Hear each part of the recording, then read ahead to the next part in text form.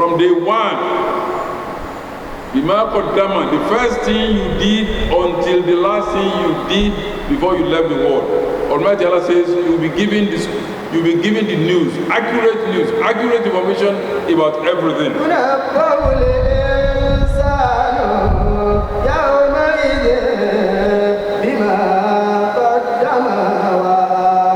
What you did from the beginning until the end, can you imagine?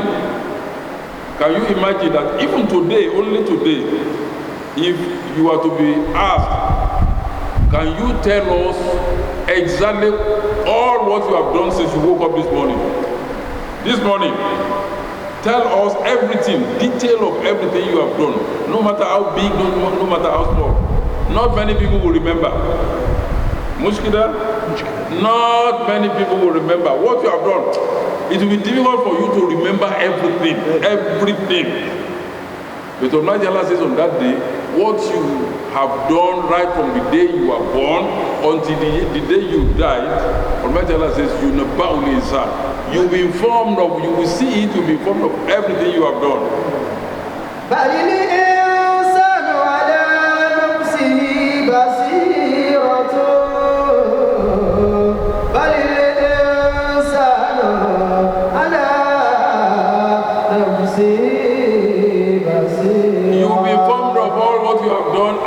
You will see it. You will see it. And this should not be something that we should not think that this is an impossible. Only the kuffar, things like that. Because even what Almighty Allah, the power that Almighty Allah has given us, even here, some of them are examples of what is going to happen in the day of judgment. They are. Whatever is happening now, look at this camera, for example. It's capturing everything we are doing. You talk, the camera is capturing it. You speak, it's capturing it. You steal, it's capturing it. Whatever you do, the camera is capturing it. And it's not talking to you. That's the assignment it has. It's seeing everything and capturing it. And it will remain there until any time you need it. If we can invent a camera to record our affairs, store our voice, store our pictures, store our activities, show everything about where we are. If you can invent something like that, how do you think God has no power to do even greater things that will show you exactly live? The way you are doing, you will see it. From the knowledge that Allah has given us, and from what we can do, we should learn a lesson from them. And it's very important. This camera that we can do, that we see doing its job, Allah's camera is everywhere, recording everything. Even when you don't see it, even when you don't know, even when you are alone, we are seeing our own camera. Allah's camera may not be visible to our eyes. This eyeball that can see everything, it cannot see everything. Your eyeball can see everything, but it cannot see everything. Everything in this mosque, our eyes can see it. But there are so many things in this mosque that our eyes cannot see. As we are seated here now reading the Quran, there are creatures of Allah in our midst that have come to listen to the Quran. But our eyes are not made to see them. So all these are powers of Almighty Allah. So when Almighty Allah talks about himself, and he says he's almighty, all powerful, as Muslims, we believe, Sami'na wa ata'na. We believe in the powers of Almighty Allah. He has power to do and undo. He's the only one who can do, and nobody is going to query him. And he's also the only one who can undo, nobody is going to challenge him. He has the power. He has the power. The world is big. Look at the size of the earth. Look at the size of the heavens. You can be going from here to China. You can be going from here to America. Even if you fly, you will spend several days on the way. But Almighty Allah, that Allah has nothing to do with the distance, with the size. We are at His mercy. He said it in the Quran. إن يشاء يذهبكم ويأتي بخلق جديد وما ذلك على الله بعزيز. Allah says, if Allah, He says, if I like today, يذهبكم, I can clear all of you out in one fell swoop, one blow like this from Almighty Allah. It has happened in the past. إن يشاء يذهبكم ويأتي بخلق جديد, and if He likes, He will create new creatures. He will bring new creatures on board, and they will occupy the earth.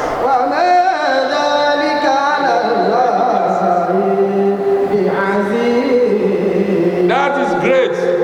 It's great. But Allah says, Ma dhalika ala Allahi bi'aziz. To us, Allah, it's a simple thing. We don't find any difficulty in that if we want to do it. We don't. And when we look at what is happening in the world, at least the little of it that we can see, we will have to glorify Almighty Allah. Because Almighty Allah called Himself as Sabur, one that is extreme, that is patient. Even in Abuja here, look at what is happening. Injustice everywhere. You take people's life as if you are killing fowl. In Nigeria, we are talking about Nigeria, and it's happening everywhere, all over the world. Yes. People do horrible things. People do things that you cannot even speak about. We don't see them, but Allah is seeing them. Allah is seeing them.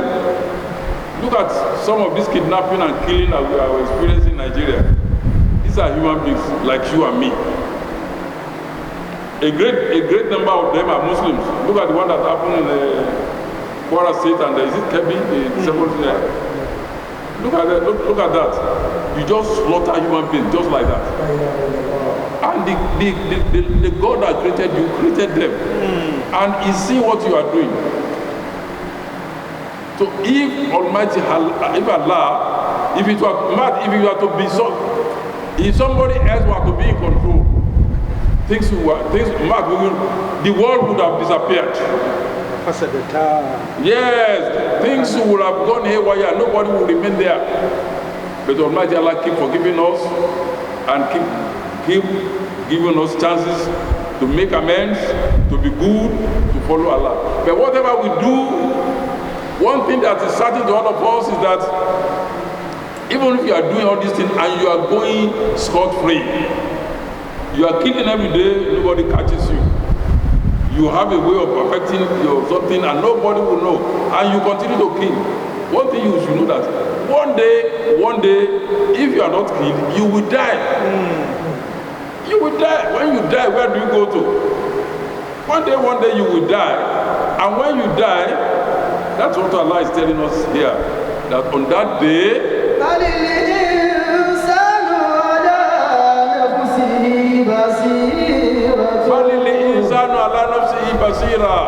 on that day, Allah says, you will see all your works.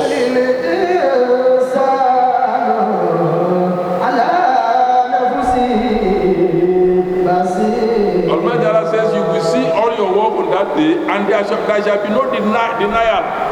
You can deny. You can deny. And the next verse talks about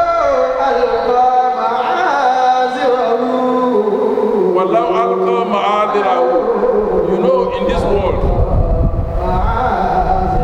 even at our own level, in this world, if somebody kills there and is captured, he will find an excuse. He will try to get an excuse. Either, oh, it's a mistake, oh, he caused something, oh, he was still fighting, it's this and that. And that is at human level. In fact, if it's, these are things that is happening every day. If it's somebody that is strong, if the killer is strong, he will go and hire a lawyer. In Nigeria, everywhere in the world, they do it. Everybody saw that he has killed this guy, innocent person. He terminated his life. But if he's strong, he will go and hire a lawyer, give the lawyer all the money that he wants. If he's strong also, the man that is going to give judgment, he will buy him up. Is it not happening? It's happening everywhere. He has power. So it is very common among human beings that, yo, let's go and get a lawyer. I'm not at fault. I will get a lawyer. I will do this and do that. You can buy your way through. You can buy your way through. But on one day you will give account of that thing, because you are just doubling your punishment. You have killed, and you are still trying to pervert justice. So you are compounding your problem. So this is what Almighty Allah is saying here. That there's no excuse that you will give. That day is not a day of excuse. The day of judgment is not a day of excuse. Allah is not going to take any excuse from anybody. The most important thing, anybody who really want to be serious with himself and who is thinking of the day of judgment, and we must always be thinking about it. If you have done something wrong, seek forgiveness from Almighty Allah. Do everything to get forgiveness from Allah. Do everything. Don't stop at anything that will put you in a position where Almighty Allah will forgive you. And don't think that you have done something, that's a long time, it is already forgotten. No, but no, your record is not forgetting. If you forget, your record is not forgetting. Now.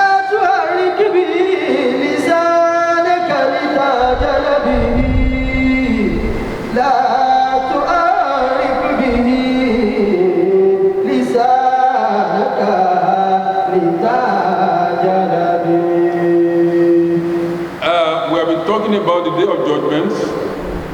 According to the style of the Quran, in a verse you can have so many subjects in a chapter. Now, the Quran is giving us another subject in this same chapter. And here, Almighty Allah is directly talking to Prophet Muhammad when the Quran was being revealed to him by Allah through Angel Jibril.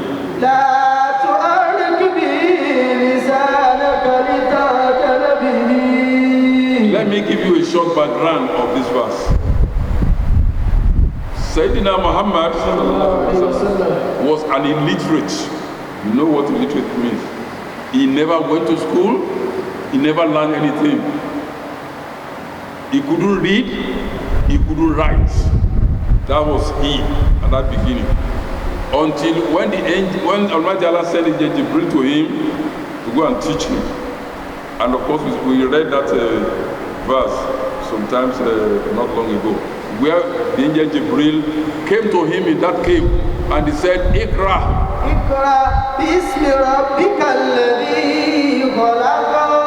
The angel came to him, he was shocked, but instantly he felt sick. Because it was more than him that where I am in this cave, what is happening?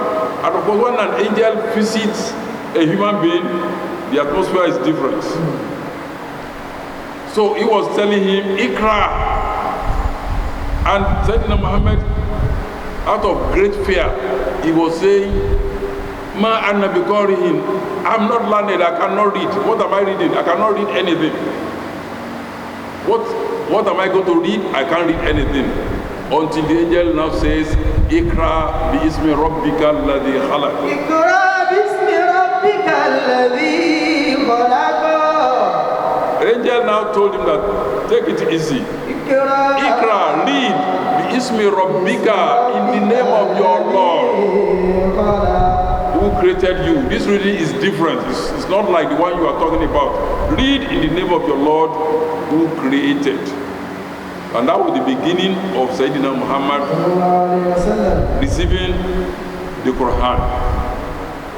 Now the Quran started coming down through Jibril also, and Jibril kept bringing verses and chapters to him. Here was a person who already declared that I'm not learned. So when Jibril was reciting for him, and this And he already knew that Almighty Allah was commissioning him as a prophet, and that this message was meant for some people. Muhammad became absorbed that me that I'm not learning, how will I be able to remember all these things and deliver this message intact to those who are supposed to receive the message? So he was worried about that. So as the angel was reading for him, and he had to repeat from the angel, and that is what Almighty Allah is referring to here. Whenever the angel recited for him, Sayyidina Muhammad will be repeating, I will be in a hurry to finish all that portion. Will be rushing to finish that portion before it disappears from his brain. Because, for example, if you talk for about 1 minute and you want me to repeat it, I may not be able to put it the way you have put it, and I may forget some of those things. So Sayyidina Muhammad didn't want this to happen. So he will be repeating and be in a hurry to say everything. But his Lord, who was sending messages to him, knew what was happening, and so Almighty Allah sent a message to him that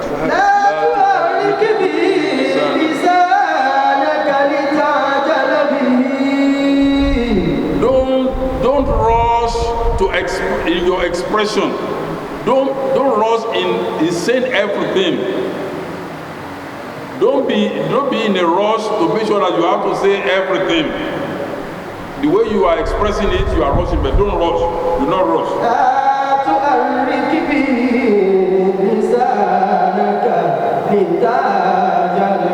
Don't make haste as you are expressing in your desire to make sure that you don't forget anything and you say everything.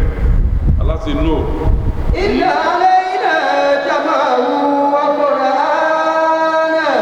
Almighty Allah told him that, look, you don't need to rush. Inna alayna jam'ahu.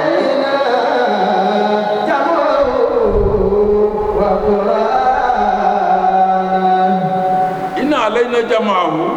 What we are sending to you, we have the text. We have the text of what they are giving you. So it's not going to be lost. That's your fear.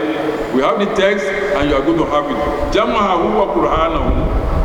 And we will give you the ability to read it. You will read it. It's going to be permanent, and it's nothing is going to be lost.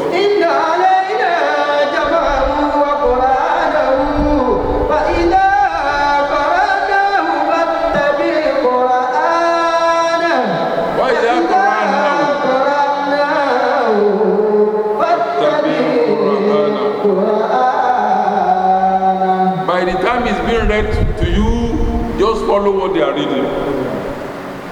Almighty Allah will strengthen you. Everything will stay there in your memory. You will not forget anything. Just make sure once the Jibril recites it to you, follow the reading.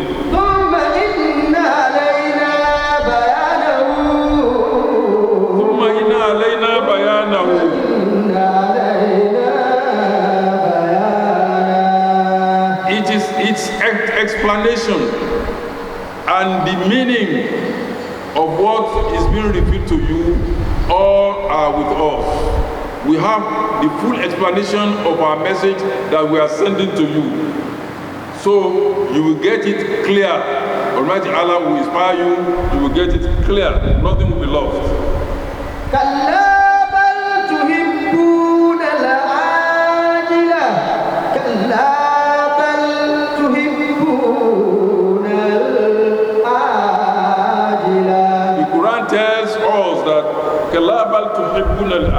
That human being, you human being, you like a shortcut.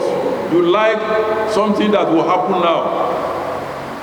You like to get everything now, even though if you have been programmed to get this thing at a particular time, you want it now. You want your reward now.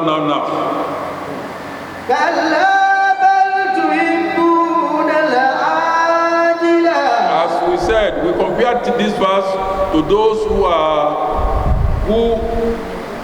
especially the youth, who instead of